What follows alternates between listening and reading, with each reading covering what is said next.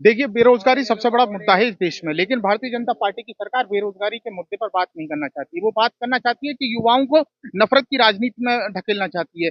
वो बात करनी चाहती है कि कैसे ही करके आपसी नफरत में ये लोग डूबे, उसमें दंगे हों, उसमें अनेक बात होती हैं। लेकिन हम लोग ये चाह रहे हैं कि जिस तरह से प्रधानमंत्री जी ने 2014 में, 2019 में और 2024 में वादे किए थे रोजगार देने की, उस तरह से वो रोजगार नहीं दे रहे हैं। उन्होंने वादे किए थे 2.5 लाख नौकरी पृथ्वी बख्श देने की।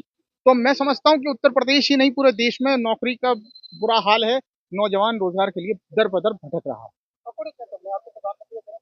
देखिए, हम इसलिए इसलिए पकौड़े तले हैं क्योंकि ये जो प्रधानमंत्री हैं, ये जुमलेबाज प्रधानमंत्री है। इन्होंने कहा कि आत्मनिर्भर बनो, आत्मनिर्भर की वजह से हम पकौड़े तले।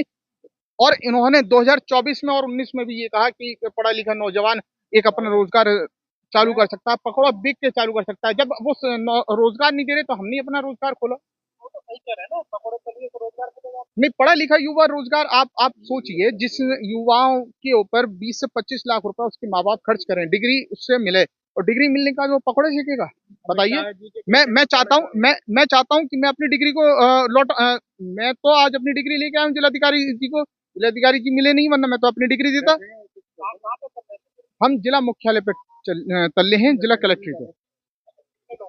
हम लोग हैं 15-20 लोग हैं, जो तमाम किसी न किसी वर्ग के, किसी न किसी फील्ड के नौजवान हैं, युवा हैं और रोजगार पाने की उम्मीद में।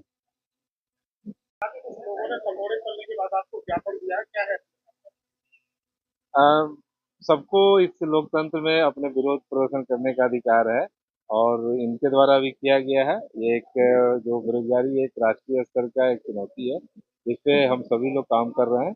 आने वाले समय में और बेहतर हो पाएगा। नहीं नहीं, ये तो सिंबॉलिक ढंग से कर रहे हैं, छात्र हैं, मेहनत करेंगे, सब अच्छा करेंगे और जो बेहतर सबसे हो सकता है उसको पाने का प्रयास करें।